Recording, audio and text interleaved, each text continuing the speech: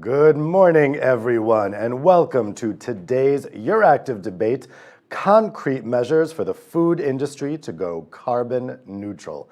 My name is Dave Keating. I'm a journalist based in Brussels, and I'm coming at you live from the EURACTIV studios in the heart of the EU quarter.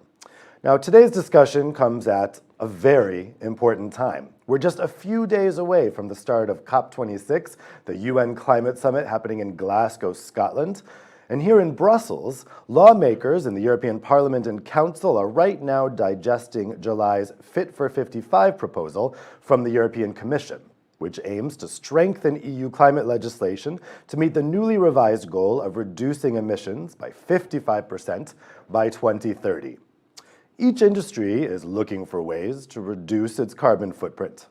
For the food and drink sector, this can be particularly difficult because of its size and complexity. The emissions from this sector, measured from farm to fork, make up an estimated 30% of total carbon emissions in the EU, with the manufacturing process alone accounting for 11% of this share, or 3% of the total. The industry is exploring a roadmap that could serve as a basis for the decarbonisation of the food manufacturing sector, so as to significantly contribute to the EU carbon neutrality target and to the implementation of the United Nations Sustainable Development Goals. So today, we've assembled a panel of food and drink experts to talk about what the industry in the EU is doing to get to net zero and what policymakers can do to speed up the process. Now, you guys at home will be able to ask your questions to the panelists using the chat feature on Vimeo. You can go ahead and type in your questions at any point. If you have a question for a specific panelist, just let me know, and I will ask those questions to the panelists toward the end of our panel. And of course, you can also participate in the debate on Twitter using the hashtag EADebates right there below me. So let's go ahead and get started. I will introduce you to our distinguished panelists. We have with us here today Yolanda Garcia Mezquita, Deputy Head of Unit for Interinstitutional and Member States at DG Energy in the European Commission. We have Olivier Dubois, Senior Natural Resources Officer at the Food and Agriculture Organization, the FAO. We have Faustine Bastefos, External Impact Director at the Institute for European Environmental Policy, IEEP. And we have Chris Daly, Chief Sustainability Officer for Europe for PepsiCo. Thanks all four of you for joining us here today. Yolanda, why don't we start with a question for you? What is the food and drink industry's contribution to emissions in Europe? And in the Commission's view, what's the best way to get those emissions down to net zero? Thank you very much. Good morning, everyone. It's a pleasure to be here in this interesting debate. So you touch an important point, and let's put in the context. You described very well the target is to decarbonize the EU economy by 2050 to be carbon neutral, and with this intermediate target of 2030, 55% emission reduction. So all sectors should contribute to this target, and the food and drink industry is making an effort. Is a gradually reduction the greenhouse gas emission we have observed since 2010. So in the period 2010-2018 has been a decrease of the greenhouse gas emissions in terms of value added of the industry, around 17%, which is important in terms of trends. So, but we need to do more. This is a very good starting point, but we need to do more, and we need to do it in a cost-efficient manner, which I think this is a very important element. For that reason, the Commission tabled a very comprehensive and ambitious package. In July, you mentioned delivering the European Green Deal, the so-called Fit for 55 package, which includes 13 legislative proposals, plus one strategy on forests. And all this is a combination of policy measures that they are going to address areas from energy, climate, transport, taxation, because there is no one single solution in order to achieve in a cost-efficient manner the climate targets that we have in front of us. So we will go more in depth in the second part of the debate, but just to indicate two important legislative proposals that have an impact for the industry and for food and industry.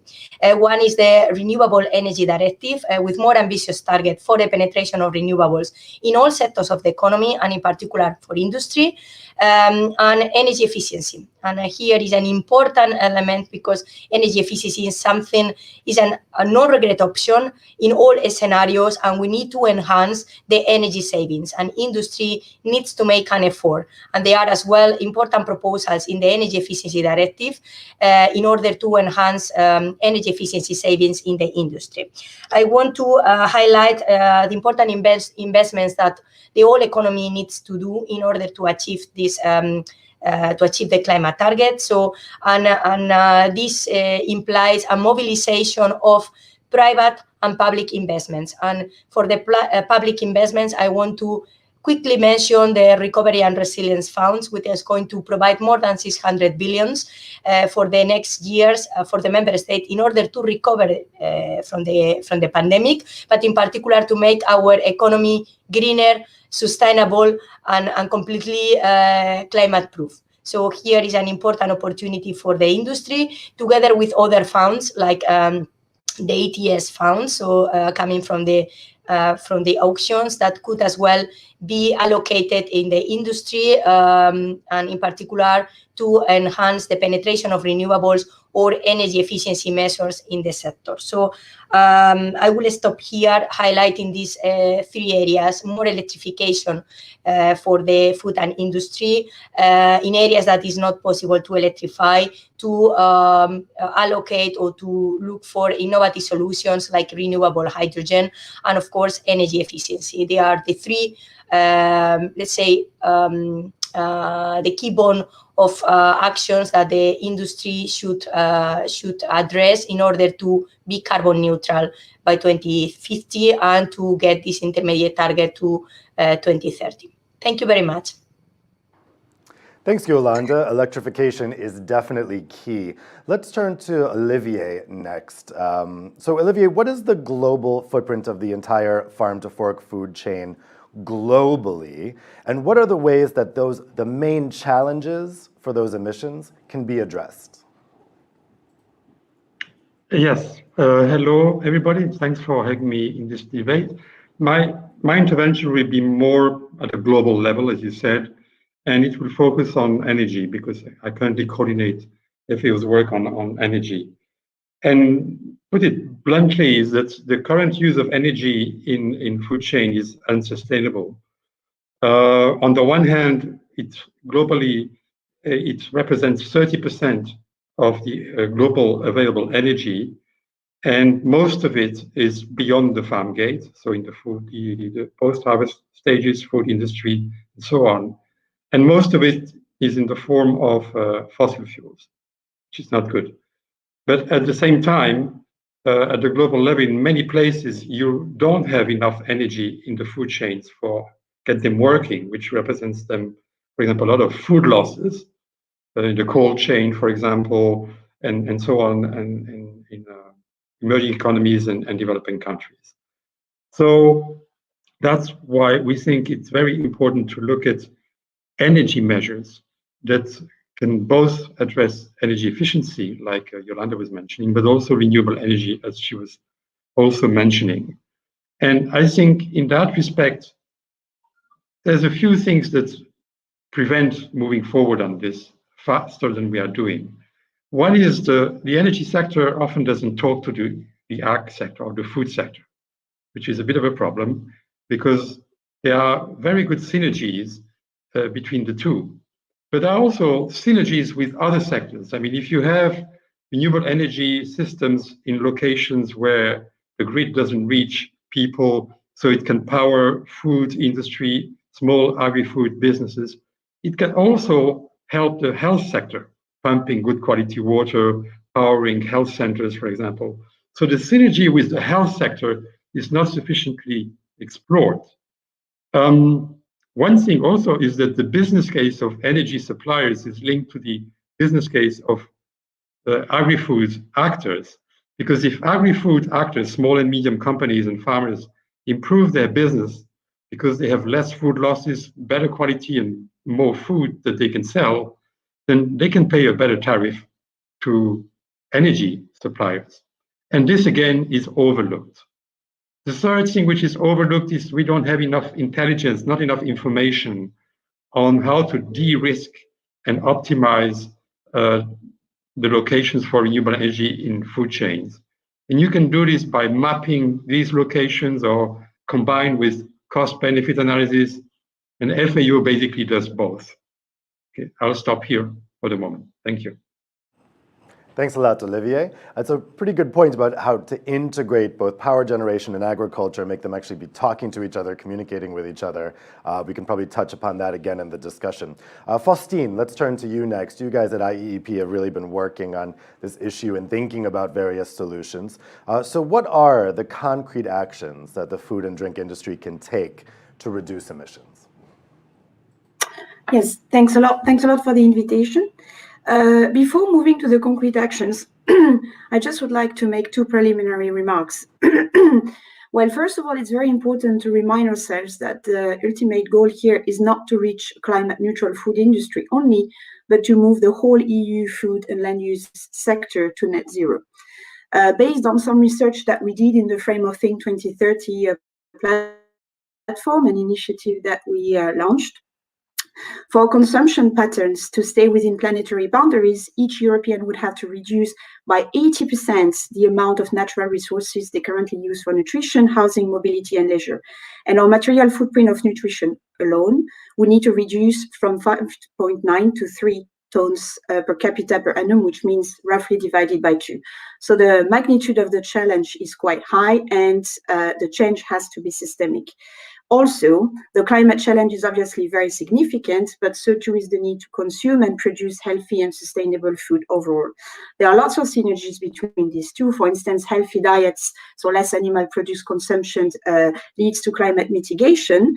But it is important to recognize the trade-offs also that can occur between these different priorities, and it's important to address those. Now, replying to your question on what can the industry do to reduce emissions?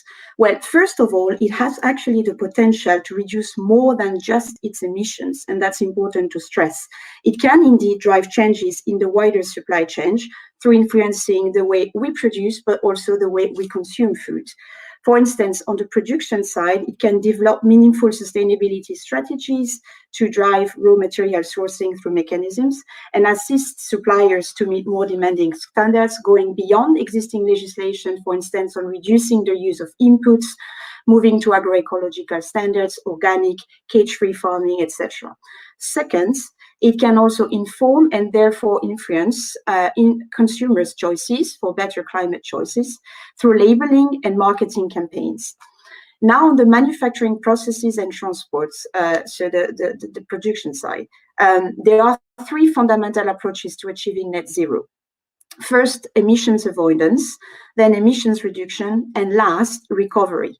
Avoiding and reducing greenhouse gas emissions are the first and main priority for the climate mitigation efforts, and that's really what the industry should focus on.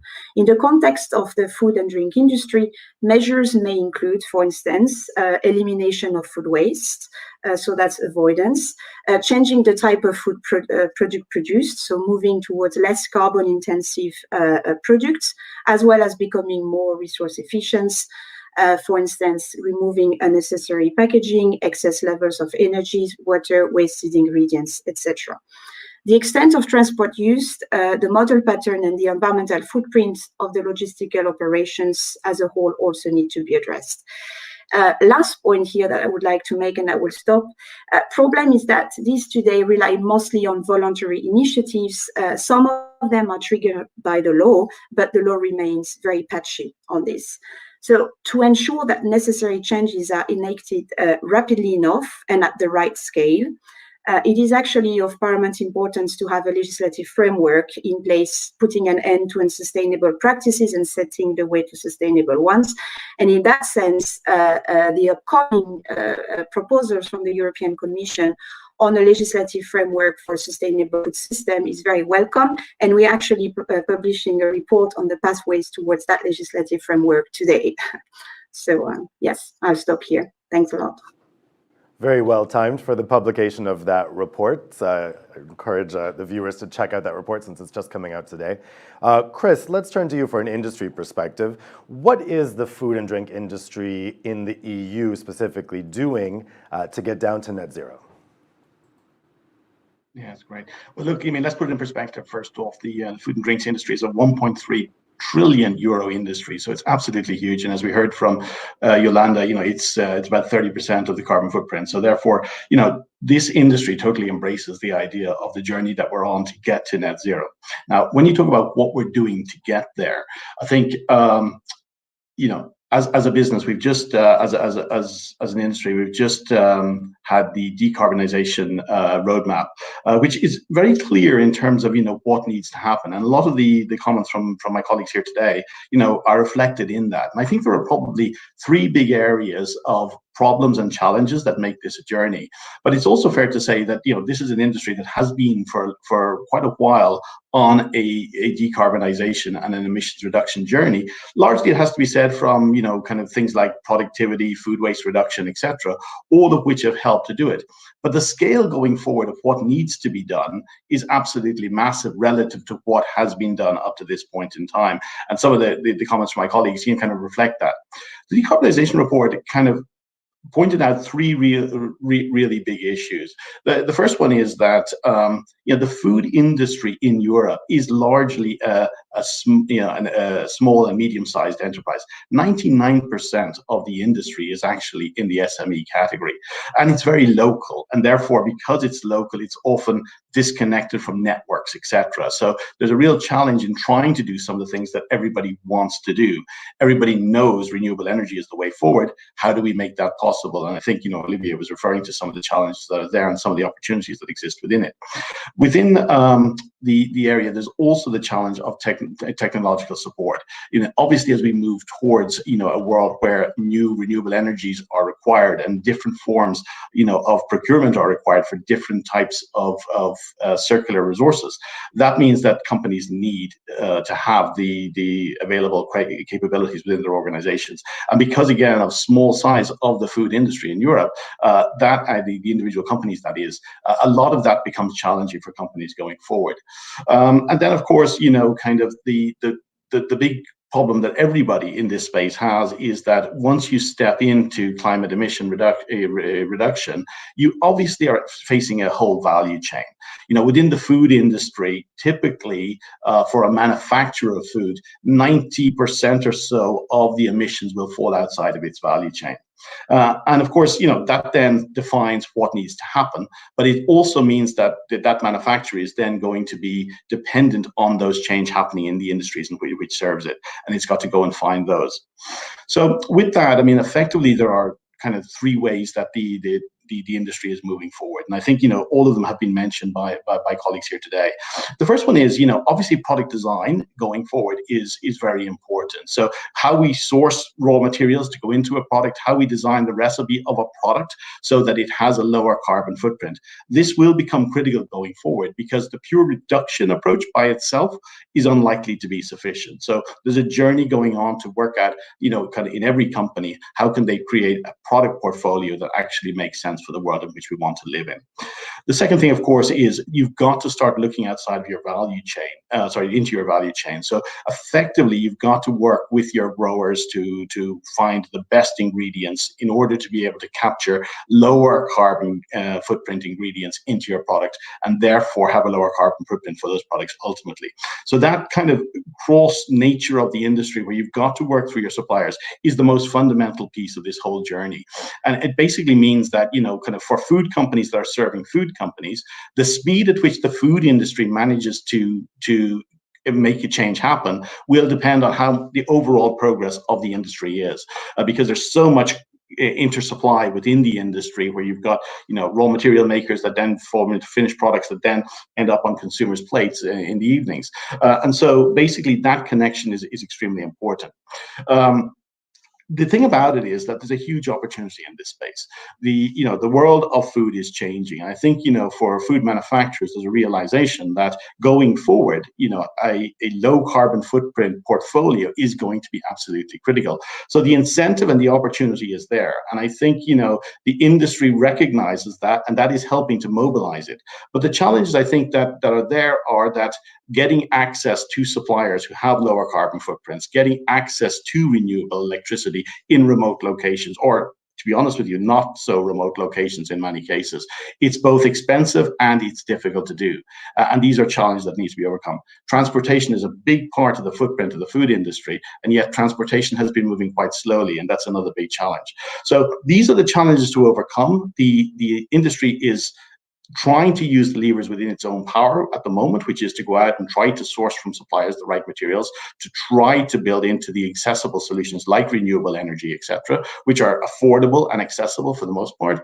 But actually, once you do those things, the journey becomes much tougher, and you're sort of dependent on a lot of other industries coming to play and helping you out. And this is where the framework that has been created with Fit for 55 creates an opportunity to start realizing, how we connect all the different pieces of this journey, because it's not a food industry alone journey to solve the food industry.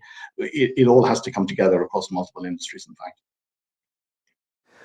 Yolanda, let me put some of those points to you, and also just a reminder to the viewers at home, you guys can ask your questions to Yolanda or to any of the other panelists using the chat feature on Vimeo. So Yolanda, Chris was just outlining there, I think, the complexity of the whole farm to fork value chain, right? And that if you're a manufacturer, so much of the emissions are coming from things that are elsewhere in the food chain, so you're having to work with agricultural suppliers, you're having to think about the transport. There's so many different moving parts here. So as the Commission, what do you advise the different companies at different points in this value chain? What do you advise them is the lowest hanging fruits, the simplest thing that they could do now and fastest to reduce their emissions? I think it's very important because you mentioned in integration, we need to have a comprehensive view of the problem. So to achieve the climate targets, is clear there is not one single bullet, and all the sectors should contribute. So you mentioned the whole value chain, and it's clear that all the segments should be involved, and so all segments should find or be part of the solution. And I think what in the comprehensive package that was tabled in July, there's a reason that they are a combination of policy measures. There is a pricing mechanism, which is the ETS, the emission trading system, but also we have policy measures in order to ensure that there are regulatory measures to incentivize the adoption of measures in the different sectors of the economy. Let's say is touching energy, is touching climate, is touching transmission or transport, is touching taxation. So if we come back to the food and drink sector, it has been mentioned the elements, the key elements, in particular renewables. So we need to accelerate the penetration of renewables in the industry. Has been mentioned by Olivier and other speakers that industry sectors accounts 32% of the energy consumption. And don't forget, the energy production and consumption is the activity that is most responsible of the greenhouse gas emissions in Europe. So we need to really facilitate the penetration of renewables into the industry together with the transport, which are the two sectors that they are, let's say that they need to do a bigger effort in the coming years. So heating and cooling has been mentioned as well. Today, 91% of the heating and cooling is based on fossil fuels. I don't need to repeat or to recall the situation of energy prices these days, which is really high prices would have a completely direct impact on the industry, and in particular on industries, SMEs, but also large industries, and also those that they are competing in the international scenario. So the price of energy has an important impact in the competitiveness of our industry. So we need to look at how to reduce the consumption of fossil fuels, also in a way that this is sustainable, is going to reduce our dependency and our exposure to international fossil fuel prices. So I think this is one an important element. We need to accelerate the electrification when this is possible. And when this is not possible, what we need to accelerate is the production and consumption of renewable hydrogen. And here is important because we are looking at the future and to facilitate the penetration as well to the renewable hydrogen. And important because we have indicative targets. Let's say we need to go gradually to the decarbonization of the sector. And the starting point is to have indicative targets that we can monitor and trace, because otherwise we are not able, if we are not able to quantify, we are not able to see the progress that we are doing, and also to acknowledge the effort that has been done by the industry. Energy efficiency, and in particular, I think has been mentioned, circular economy. We need to use wisely our resources, either heat, either waste. We need to incorporate again in our value chains because they have a real added value. So we need to use the waste is an important element to incorporate again in the value chains. And I think this is important. Either could be heat in terms of cogeneration, but either to use efficiently our resources in our value chains. In terms of energy efficiency, I think it's one of the important aspects that we need to touch. And we realize that an effort has been done, but more should be done. And here I will highlight, for example, the audits, energy audits, or the energy system management. The Energy Efficiency Directive has introduced some requirements in order to reduce the administrative burden for the companies. So far was for all SMEs to carry out these energy audits. Now has been identified those that they are really, and was mentioned as well by the speakers, that the food and drink sector is basically mainly 99% is SMEs. So it's important what we do in order to reduce the administrative burden. So the energy management system, which is more expensive, but at the same time is the system that is going to facilitate the identification where the activities could be really more efficient, and this to be progress. It could be done for those companies that they have really high energy consumption, for others that they have low energy consumption, but certain amount, so 10 terajoules, then for these SMEs, they have to carry out energy audits. The aim of the energy audits of the energy management system is to ensure that we can map where the energy savings could be done in the industry, and of course, to ensure the implementation of the actions identified. I will stop here just to continue later on with more elements. Thank you very much. Thanks. So, Chris, I saw you nodding for some of that. So do you agree that those things are low-hanging fruit, or are they possibly complex? Well, I think I agree with all of the points. They're absolutely what needs to be done. Low-hanging fruit, Dave, some of them maybe, most of them no, I think is the issue. I mean, I'll speak now as a large company. I work for PepsiCo, and kind of if I look at what we're doing, and we have real intent to make progress on this journey and to get to a 40% reduction versus our 2015 base by 2015. So by 2030, I should say. But we're massively committed to this, and we're doing what we can. But what it shows us is a lot of the time we run into barriers to make change happen. Excuse me. So, for example, you run into issues with trying to put renewable electricity as a replacement for fossil fuels just because the power lines that feed your facilities aren't big enough and need to be replaced, etc. And then you run into legislative challenges and so on and so forth. So I think this is certainly a case where the will to do things, I think, is definitely there across, the majority of companies at the end of the day in the food and beverage industry. But the ability to get some of the things done runs into problems. So, what Yolanda said, I mean, I couldn't disagree with any of the points that are there. I couldn't disagree with the direction of where this is actually going.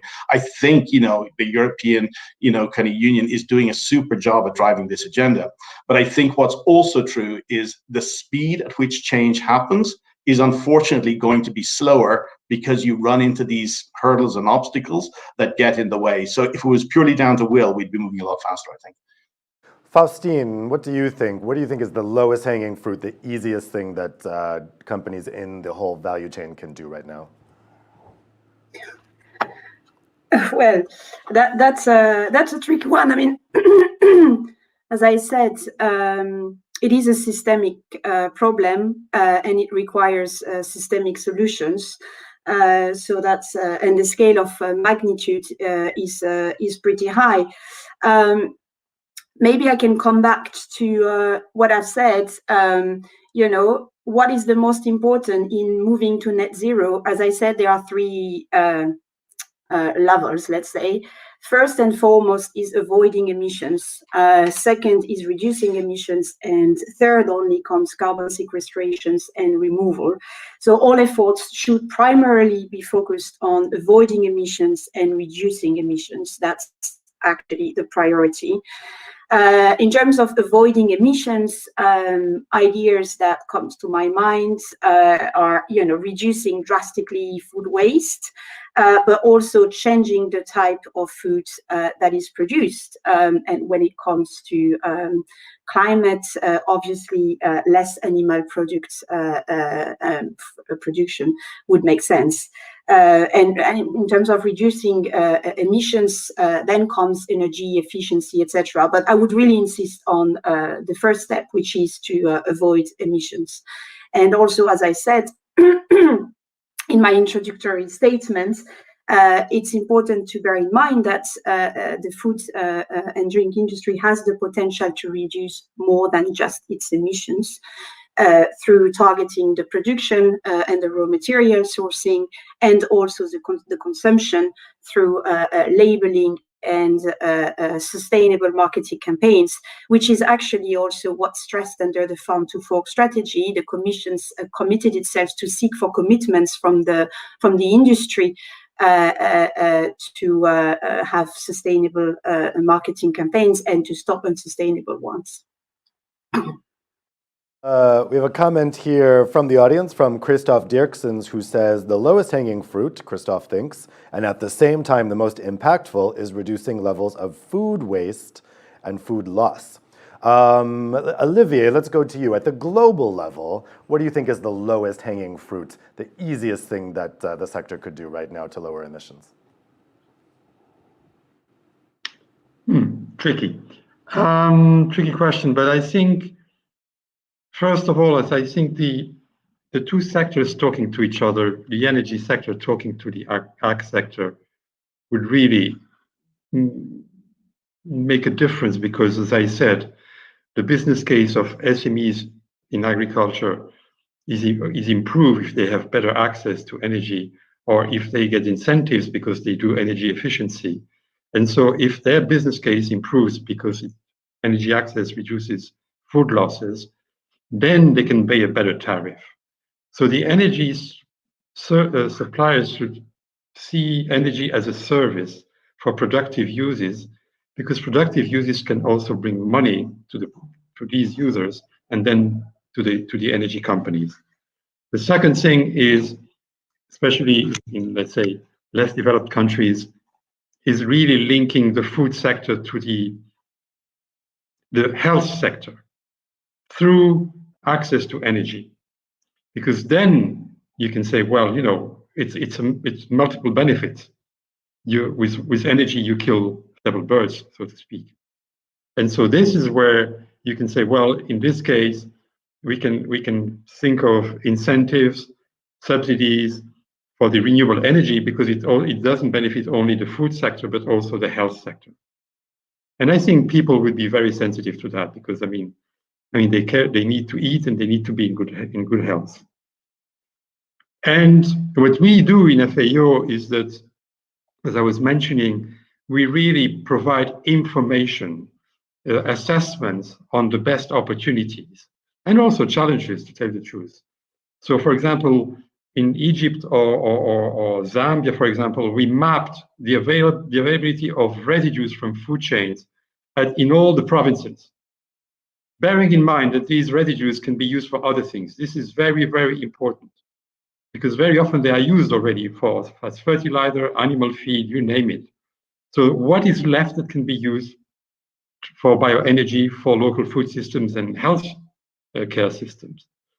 The other thing is where, for example, the yields of food of agriculture are not realized because there's no processing facilities, because there's no energy. This was done in Uganda. If you identify these places, this is where you need to locate your renewable energy systems like mini-grids, because you know there's a demand. There's a demand for the food industry, for the food sector, because they're not realizing their potential because there's no energy. And if you can complement that with comprehensive, really comprehensive, I mean environmental aspects, social, financial aspects, concerning investments in renewable energy in food chains. We've done that in several countries, and really it helps companies de-risk, but also banks de-risk their support. Thank you. So let's move on to what policymakers can do to make this transition easier for everyone involved in the food chain. So we have all of these net zero targets for 2050, and recently we've had a lot of plans come out for how these different economies can get to their 2030 and 2050 targets. So we've had the Fit for 55 package come out from the EU. The UK just last week put forward their net zero strategy to get to their net zero goal. And in the US, we have the Build Back Better legislation currently grinding its way through the US Congress. Chris, let me ask you, do you think that all of these net zero plans from different governments around the world are putting enough attention on agriculture specifically, but also the food and drink chain more broadly? I note that in the UK net zero strategy, there doesn't seem to be a lot of attention to agriculture. So when all these strategies are coming out, what do you really need from policymakers when you're thinking about your agricultural sourcing, your product packaging, all this stuff that's key to reducing emissions for the food and drink sector? Yeah, look, I think clarity is what companies need, as you know. In order to make change happen in companies, they need to have some degree of clarity on what's going on. I think agriculture is a challenging area. If you look at the food and drinks industry, nothing will happen if we don't reduce the footprint of, agriculture. But yet we know the science on agriculture is also not fully there yet in terms of, the sequestration benefits, etc., and what the real impact of that will be. So I think we're all working in a slightly ambiguous space at the moment, but it's absolutely clear that if you look at the carbon footprint of a food and beverage company, they are going to be between 30 and 50% of their footprint will come from agriculture, and therefore we absolutely need to get agriculture working in the right direction. It needs to be a transition from how we work today to a much more regenerative approach going forward. Governments absolutely need to support that, because obviously there are huge challenges in this space. Challenges in terms of a just transition for growers as they adopt new practices. How do we quickly learn to know what the implications of that are from a cost of food standpoint and make sure that they're remunerated accordingly? The carbon that kind of is generated from the process, if it's finally proven and there's a science behind it, that we can kind of be very, very clear on the benefits that a grower will get from doing regenerative agriculture, that will obviously help. Government needs to step in and create the right kind of regulation in order to bring the different parts of the value chain together. And I think, if I look at it from a business standpoint, and I look back to the Single-Use Plastics Directive that came from the EU, what that did was it brought, people across the value chain together. I think while the attempt is there right now, the intent is there right now to do that for, for industries, the UK, EU alike, the reality is that it's a slow process and we're losing time as a result of that. So if there's one thing that government can actually do, is to bring as much clarity as possible right now. And even if that needs to evolve over time, industry will appreciate greater clarity at this point. Faustine, what do you think? Do you think, and what you've seen in the plans for net zero that we've had from government so far, are they paying enough attention to agriculture and the food and drink sector? Well, first of all, I think it's always good to remind ourselves what's the magnitude of the challenges, and science is clear on the need to urgently move to a more sustainable food and land use system, and urgently. So that's clear, and that's the clear starting point. Obviously, what's needed is systemic changes, systemic innovations, and not just quick fixes. When it comes to the EU, the Green Deal agenda, and in particular the Farm to Fork strategy and the upcoming food legislative this framework on sustainable food system seems to be going in the right direction, because at least from what we understand, again, it has to be proposed in 2023. We're still at the phase of the inception impact assessment, but it is moving towards a more coherent approach towards the different laws affecting directly and indirectly food and farming. So that's the step, obviously, in the right direction. Now, looking at the rest of the world, it is a bit worrying to see that there are some reactions to the EU plans, not necessarily supporting them. Just recently, for instance, what came from the State Secretary for Agriculture in the US, looking at the Farm to Fork strategy and its objectives as not being science driven and science based, and calling for alternatives is obviously quite worrying, because again, what's needed is a systemic approach. We're not going to get there without following a systemic change, a systemic approach, and putting all the different laws, looking at them all together and changing them all. Yolanda, as Faustine noted there, I think that the EU is a bit in the lead here in terms of looking at these issues when we look at the Farm to Fork strategy, and yet still the Commission has come in for some criticism for not having its agriculture policy linked as closely as some people would like to the emissions reduction strategies. And that agriculture is still being left a bit to the side, particularly in CAP policy. So do you think that the EU is integrating agriculture enough into its net zero strategies? And what could be done more to have a more joined up thinking with agriculture, food and drink, and the overall emissions reduction strategy? Thank you, Dave. I think we are doing our best, and we can improve, and we could do more. But as we mentioned by Faustine and for Chris as well, so the European Green Deal is the growth strategy. Since 2019, many things has been done to put all the sectors in equal footing, to be responsible of the decarbonization of our economies. So maybe we could do more, but the Fit for 55 is a good example where you put 14 legislative proposals touching different aspects of the economy and ensuring that all sectors contribute to the decarbonization. Has been mentioned the Farm to Fork strategy. So it was part of the European Green Deal, means acknowledging the role of the agriculture and the food and drink production. So I think we should not underestimate the role of all the sectors of our economy and also the contribution to the carbon neutrality.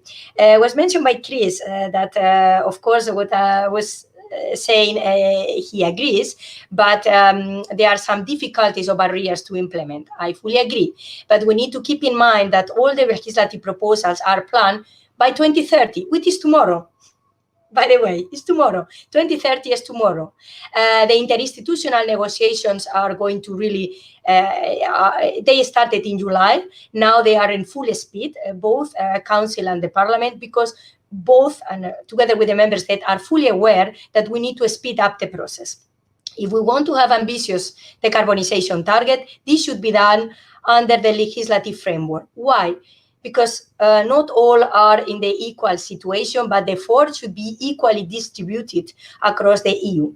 Taking into account the different starting points, of course, the different starting points, I'm talking about member states, but also the biodiversity and the specificities of the different industries or segments of the economy in Europe. So this is something that is important, and it's something that we always mention. The transition, the ecological transition should be fair, should be inclusive, and should be cost efficient, because at the end of the day, we are talking about consumers. So we need to ensure that what we do is in line with our climate objectives, but also in a way that we are not going to put additional burden of our SMEs, of our enterprises or consumers. What we need to be is a forward-looking vision that the transition implies challenges, as Chris mentioned, but also opportunities.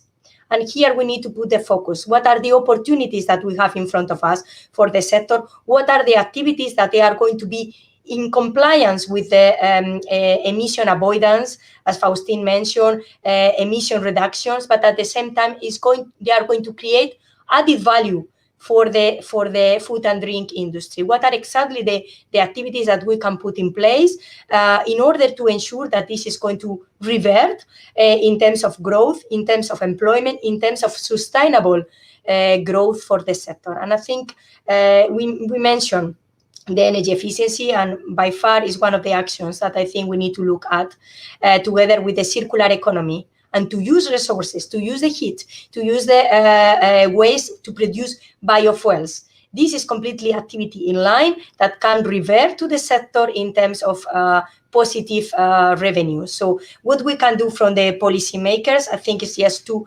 ensure that we can speed up the adoption of the legislative proposals, and of course to facilitate implementation. Means not only to table something and okay, it's done. We need to facilitate the implementation. We need to guide the member state, the enterprises in the way to do it, to exchange best practices, and to ensure that at the end of the day, all are involved in this process. And we identify barriers, yes, of course, but we need to overcome these barriers. I think this is an constructive exercise how to do it. I will stop here. Thank you.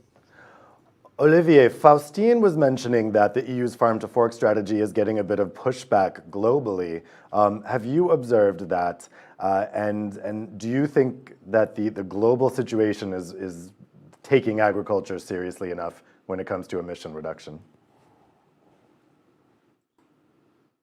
Well, on the one hand, yes, because we now have a specific kind of World Carbon agreement in COP that's being discussed. So food security is part of the Paris Agreement.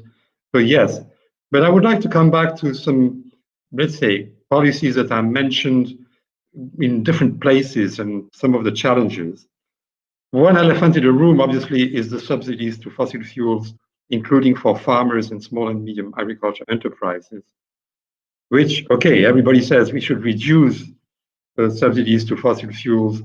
And we've experienced that in Tunisia because we did a cost-benefit analysis for biogas or solar milk chillers in cold chains, and there's no way we can have a benefit if there are so many subsidies for fossil fuels. But we have to be a bit careful. So transferring, if we reduce the subsidies for fossil fuel, we need to transfer them to renewable energy so that the farmers and the SME agriculture actors do not lose out. Otherwise, you just go for the cheapest option. The other one is the carbon tax. And the carbon tax is great in theory, but it's a bit tricky when you consider renewable energy because the land footprint of renewable energy, so the energy produced per square meter, put it this way, for renewables is much lower than for fossil fuels. And so if you want to put solar panels everywhere to really meet your targets in terms of net carbon, then you will occupy too much land compared to just using fossil fuels. So this is where the energy people need to get out of their box and say, let's look at land use optimization, multiple use of land, going back to what Chris was saying also, not looking at the food industry also, but upwards. For example, we work a lot on integrated food energy systems, combining solar panels with food production, using the residues of food to produce energy, and agroforestry, which is a very good agroecology measure. So you have your energy crops combined with your food crops, all fine. And then you optimize your land use and therefore the land footprint of going into renewable energies. But the key point is that the agri-food actors, farmers, enterprise, and so on, need to be incentivized to do that. Otherwise, there's no point of them to move because they don't have enough incentives, and I mean financial incentives, quality, labeling, and so on, to do so. Thank you. So Chris, I think you wanted to respond to what Yolanda was saying? Well, yes, indeed, but also to what Olivia was saying, because I think Olivia is absolutely right in that ultimately, this is an economic discussion. We need to motivate and incentivize people, and when it comes to growers in particular, farmers, we need to make sure that they have the right incentives to be able to move forward. And ultimately, unless that happens, we're not going to see progress at the speed we need. And that brings me to kind of my response to Yolanda's points, which I completely agreed with. Again, everything that Yolanda is saying, and I'm fully supportive of the intent. But she mentioned that 2030 is around the corner, and indeed it is. But we can't really wait to be organized until 2030, because there are interim milestones that many of us have that we want to deliver. And our modeling, internal modeling, at my company shows that the longer we take to get intensity reduction, the more harder it is to get to a net zero target by 2040 or 2050 in the case of the EU. So kind of this is important, and I think kind of governments need to recognize that industry wants to move. In some cases, it's more difficult than others, and you'll have industry players that move first and others that move last. But ultimately, right now, we're talking about a lot of things that ultimately, once decided, will have a long lead time before they deliver results. And this is where we need, I think, to be trying to get as much as possible on the table as quickly as possible in order to start making real momentum and change. And I think it comes down to change ultimately, because what we need to do is we need to rebuild supply chains, whether it's energy supply chains or food supply chains or whatever. This is all about undoing what we've done previously, and we know that that doesn't come easily. So I think we need to step in and collectively be doing more action now, so that we can learn from those mistakes and move faster at speed in order to get to a 2050 target. So let's take some questions from the audience. So we have a question from the audience from Luca Nizetto. It's a question for Faustine. Faustine, what are the policy instruments in the Common Agricultural Policy that will steer these carbon reduction actions? Well, yeah. Well, thank you for the question. I actually wanted to come back to the CAP because I didn't say a lot on this policy, while it's obviously one of the elephants in the room because of its size and also its potential, if well designed, to steer the transition, the necessary transition in the land use sector. But I mean, unfortunately, what had been proposed initially by the European Commission has been watered down throughout the co-decision process within the co-decision makers. What's left out is less ambitious than what had been proposed, and therefore the tools that had been proposed initially, which we thought could steer the transition, might have less potential. That being said, the member states still have lots of flexibility in the way they can, if they want, use the national plans to steer the transition. And the work of the Commission in approving the plans will therefore be quite fundamental and important, especially when looking at the link between the Farm to Fork strategic objectives and the national plans and the tools. So now looking at the mechanisms within the CAP that can actually help foster the transitions towards more climate mitigation. Well, as I said, unfortunately, what has been proposed when it comes to conditionality has been watered down. Like, just to name one, the rotation, which would have been of crops, which would have been quite important, has now been shifted to diversification. So there is less potential there. But the eco scheme, which is a new tool and which is still there, has and could have lots of potential. But again, it very much depends on how member states will design that tool. What we have heard so far is not so encouraging, that member states are not necessarily making the best use of the tools under the plans. So again, the Commission's role in approving the plans will be quite fundamental. And what will be also very important for the Commission is to look at the adequacy, let's say, between the environmental and the climate needs identified by the member states and then the intervention mechanisms that they put in place. But just to sum up, the eco scheme has a potential if well designed, and then also a pillar 2 measures, the agri-environmental measures. But again, that needs to be tailored and work together so that you would build more ambition. For instance, you would have an eco scheme and then a more ambitious agri-environmental scheme on top of it. So we've got good news and bad news there. The next question from the audience comes from Evert Visser. I'm going to put this question to both Yolanda and Chris. So Evert asks, it seems to me that we need to focus on food production and emissions related to that, not electricity, transportation, though those are important too. Do we need clear-cut, reliable footprint information so as to make choices for less carbon-intensive food products by the food industry? Yolanda, do we need better footprint information for food and drink? I think is always the starting point. You need to quantify. So I fully agree that we need to improve our system to monitoring and tracing greenhouse gas emissions. So what we have today is quite valid, but we need to reinforce. And this has been as well included in the legislative proposal that has been adopted in July.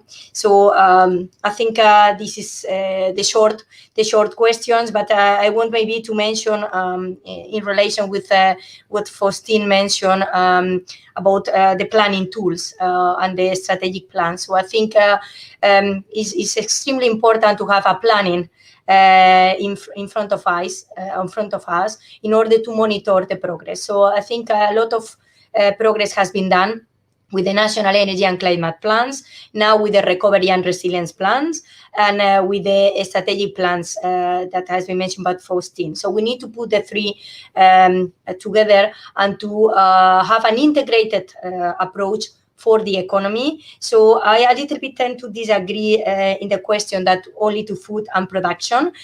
We need to have the whole value chain, but of course you need to identify actions for different segments. So I agree that you need to have a whole vision of the sector where you can get, let's say, is more cost efficient to put measures, but definitely all the segments we need to do an effort according to the specificities, according to the different starting points. So I think it's a very valid question, but I will insist that we need to combine top-down and bottom-up approach in order to ensure that we identify what are the most efficient measures to address the decarbonisation of the sector. So I will stop here. Chris, what do you think? Do we need better footprint information, and should that footprint information be found on labeling for products? Eco-labeling is important. Consumers will make good choices. It will help companies to be more motivated to making change happen. This is a real positive. So we need to find the right way of making it possible for consumers, making it simple for consumers, but absolutely supportive of the idea of eco-labeling. And I agree with Yolanda's comments on, hey, it's the value chain. It's not just about the production piece. It's actually quite a small piece in the supply chain. So I would focus on the entire system. Olivier, at global level, do we have this type of data? On the footprint of I mean, we know the emissions emitted by the whole food sector. We know that it's more than 30%, and actually of that, 30% comes from the energy aspect. But I wanted to say a couple of things. I was mentioning before, this lack of information on the footprint, And as I was saying, mapping is one thing, comprehensive cost-benefit analysis. What we do, for example, when we do that is we look at environmental aspects at the local level, let's say impacts of biogas on land use and water use and so on. But we also, at global, at the national level, on GHG emissions and so on, but we also look at added value for the farmer, for example, so like these socioeconomic aspects, and for the energy company, and health aspects. And we did that actually for small and medium enterprises in 4 countries and 3 food chains. And this takes a bit of time because we do it locally and nationally. We are actually starting to discuss with some operators on how to maybe develop like an application that would ease the information for the small, medium enterprises actors, including farmers, according to about the feasibility to really introduce renewable energy in their industry, in their company, on their farm, that kind of thing. This takes quite a lot of time, but if we can get to that, then I think making it easier to access information and produce the information, I think is very, very important. Because as we say, even in the EU, most of the players are small and medium enterprises, and farmers are part of them. And we need to make these things easier. So, I mean, we're doing our bit. I know that there are a lot of tools and things being done at the EU specific level. But I mean, FAO being global, we can also be part of the EC work. Thank you. So we have a next question from the audience for Faustine. This question comes from Ninad Perik from Yara, Belgium. How does the food chain plan to reduce Scope 3 emissions? And what do you think about the introduction of a direct supplier-to-farm connectivity where agricultural inputs supplied in the EU need to be offered CO2 footprint info? Technical question there. Faustine, how would you respond? Well, maybe on the, going back also, linking it with what has been said before and the footprint, I think it should not just be focused on climate, but as I mentioned in my introduction, in order to stay within planetary boundaries, each European would have to reduce by 80% the amount of natural resources they currently use for nutrition, housing, mobility, and leisure. It's a material footprint. So I think we need to have a larger vision, let's say, and not just focus on climate, but also on environmental impact, on biodiversity, etc., and capture that in the footprints. So that's quite important. Now, also from maybe moving to a consumer's perspective here, I mean, you know, having information about the impacts of the products that they purchase and the production is important, but it's also quite important to look at the price. And it has been recognized also by the European Commission itself that today the price and cost of food does not take into account the negative environmental and social impacts that occur in the production and processing. And this needs to be also tackled in rather urgently. Now, last but not least, consumers are not just driven by prices. It's also the whole concept of food empowerment that is quite important to bear in mind. It's also how convenient the sustainable choices are beyond just looking at the prices, how accessible they are. And this also needs to be looked into within the upcoming legislative framework on sustainable food systems. Okay, so I want to take next question from the audience, and this is a big picture, almost philosophical question that comes up a lot when we talk about food and drink emissions. So this question is from Justin Q. What are the thoughts from the panel about the education of the public to consume less, i.e. consume what they need instead of continuing overconsumption, which leads to higher emissions, higher health issues, instead of waiting for technologies to fix the supply chain. Yolanda, let me put that to you. Is this part of the Commission's thinking that part of the solution here is actually consuming less? I come back again to this and integrated, because it's clear that one solution doesn't solve or to achieve these climate objectives. For sure, I think the consumers play an important role, the awareness.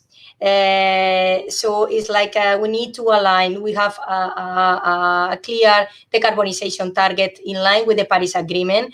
This is just in order to philosophical reply, save the planet. And to ensure now with the COP in front of us that this is an exercise that is not only European, we need to integrate in the global picture, but of course consumers play an important role.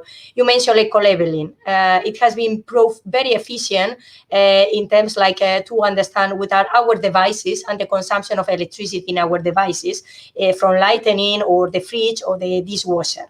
So when you are aware of the consumption of energy, you can put the means to reduce the consumption and to complete behave according to the principles to respect the planet or to really preserve the planet. So I think it's important. You have the performance of the consumer is extremely important and necessary. Without the consumer on board, it's not possible to reach this ecological transition. But we need as well to provide the tools, and the tools is like to have information.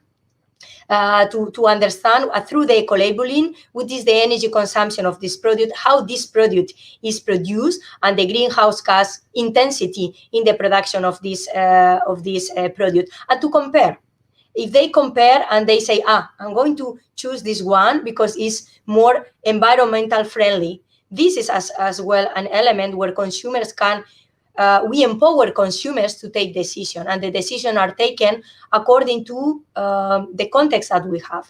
There is a political commitment, but it's much more than to have targets for energy efficiency, for renewable, or for reduction greenhouse gas emissions. We need to it needs to revert in the consumers. The consumer needs to see the benefits, and the benefit is, of course, better air quality, lower energy bills if they produce with renewables, and we reduce gradual fossil fuel subsidies, as Olivier mentioned, and I'm fully agree. And of course, we reduce the imports coming from outside the EU, from fossil fuel imports. So all these elements count. So for sure, the consumer is one. Is at the heart of the ecological transition, but we need to ensure that whatever we do with the consumers on board. We give them the tools in order to behave in the appropriate way, and of course, at the end of the day, it reverses to consumers, either through the bills, either through the air quality, better planet, has been mentioned by Faustine, biodiversity, and this is key. We need to preserve our forests, is the natural things, but also it's just to enjoy the nature and to preserve that biodiversity in terms of nature, in terms of animals. So all these elements, it's going to revert to the consumer. So I think it's extremely important, and I fully agree. Consumer is an important piece in this ecological transition. Thank you.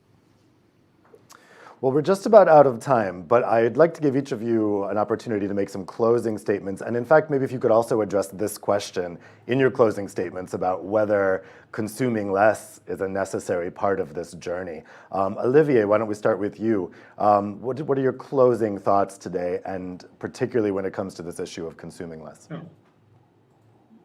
I think that's a personal view. One of the biggest challenge facing us is to continue to produce better quality food that is affordable.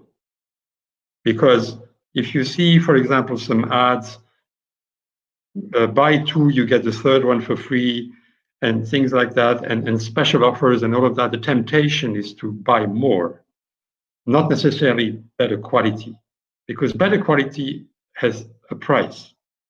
And so we can do all these things for renewable, for decarbonization, and so on. If it increases too much the price of food, it's a big issue. And this is something where, again, I keep saying, and this is probably my statement, is the energy people need to get out of their box, the food people need to get out of their box. Both of them need to look at the water sector and the health sector, because these are all integrated. But at the end of the day, all what we said comes back to, and I fully agree with Yolanda, if the consumers don't buy it, it won't work. Because we're talking about the food sector where the consumer basically is the ultimate client. And so for me, and all what we say is fine, but we need to improve the quality of land use and food production and all that. But bear in mind that this needs to be affordable to the majority of people. And this is something that requires at least 2 other debates. Indeed, for sure. Big issues here. Chris, let's go to you next. What are your final thoughts, and then also on this issue of consumption? I think through the conversation today, we've heard that transparency is everything. So the more transparent we can be about what we are currently doing, then the more that we will be able to drive change and the right kind of change going forward. That includes things like consumer labeling, but it also includes, to Oliver's point around, kind of how do industries work together in order to make things happen. Let's get more transparency out there of what's really happening so we can work faster together. In terms of growth and kind of consumers consuming less, I think ultimately we need to work towards a world where we operate within planetary boundaries. We can get permissible growth on carbon and plastic waste, etc. But ultimately, if we're doing bad things to people's health as a result of them over consuming, that needs to be addressed. So I think we need to work towards a planet where consumers are informed and can make good choices, and then of course have the freedom to make those choices. But at least kind of being transparent is the way forward to get to the right place. Definite emphasis on transparency. Faustine, what do you think for your final thoughts, and then also on this issue of consumption? Yeah, well, a lot has been said, so it's quite difficult to wrap up here. But yeah, maybe going back to to what I've said at the beginning. I mean, science is rather clear. Europeans need to consume less and differently, and it's not just about food; it's also about housing, mobility, etc. But as it has just been said by Chris, changes are necessary not just from the consumer side, but across the value chain. And we will get to our objectives, and we will avoid tipping points only if we tackle it as a whole. Now, looking at consumers specifically, because that was a question, I just would like to stress what I have said at the beginning about the issue of prices. The price of food production is not the environmental externalities, and the cost to the environment and health is not taken into account in price, and should be. And that way, the most sustainable options would also become the most affordable one, because it should not be the other way around. And also, it's important to bear in mind that, consumers are already asking for changing. This comes from recent Barometer's survey from the Commission from April this year. Around a third of Europeans buy and eat more organic food, for instance, buy and eat less meat, and while 16% consider the carbon footprint of their food purchases, and sometimes adapt their shopping accordingly. So the changes are already happening. But that barrier of price needs to be tackled, and also that concept of food environment, which I mentioned earlier on, because it's not just the price driving the choices, it's the whole environment. There are other socioeconomic factors, etc., the accessibility, the knowledge, etc., which needs to be tackled. And hopefully that's coming proposals on the sustainable food systems from the European Commission will help tackle that in a coherent way. Great. And finally, Yolanda, let's go to you for your concluding thoughts. What are your main thoughts at this time? Now we're heading into this legislative period where a lot of this stuff is being debated in the Parliament and the Council. What are your concluding thoughts today? Thank you. So we are in the right direction. We have all the elements. We have the political commitment at European level. Now with the COP26, we try to as well engage the international say, awareness as well to fight against climate change. Don't forget that Europe is responsible of 8% of the greenhouse gas worldwide emissions, so we are not alone in this exercise. We need to engage others. From the interinstitutional negotiation, things are in the right direction. We are speed up the negotiations. Parliament and Council, and in particular the Member States, are fully engaged in this process. Of course, the situation requires as well close look. We see now the energy prices, and we are fully aware the impact in our European industry. So we really need to put all the means to ensure that we accelerate the transition, we accelerate the penetration of renewables, we put in our menu the need and the awareness to be more efficient in the use of the energy.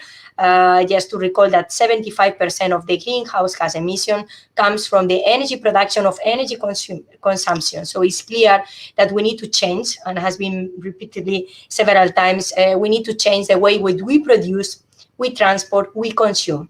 So it's all in all, it's integrated. And I would like to conclude that the transition should be just, should be fair, should be inclusive, should be cost efficient. And all of this implies to have an integrated vision of the economy and the whole value chain. We today focus on food and drink, but food and drink is not isolated. We see as well in the global picture of the, let's say, the picture of the European economy. So I would like to conclude that all play a role, all the sectors play a role, and food and industry are making a great effort with the progress in the decarbonisation of emissions. Has been mentioned, the need of transparency, I think, is key. Whatever we do in terms of renewables, energy efficiency, electrification, goes through to have a better transparency process, accountability of the greenhouse gas emissions, in order to monitor the progress, to trace the progress, and to ensure that we put in place the appropriate measures to accelerate the decarbonisation of the sector.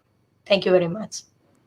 Thank you, Yolanda, and thank you to all the panelists for some really interesting contributions. I think you've given us a lot to think about here, especially as we move ahead in this pivotal time when we've got COP26, the EU legislative activity, the US legislative activity, lots changing, lots emerging. This is a period of transition for lots of sectors, and certainly the food and drink industry is a part of that transformation. So thank you all at home for spending your morning with us. I wish you a great afternoon, and be sure to join us here again for the next EA Debates. Take care.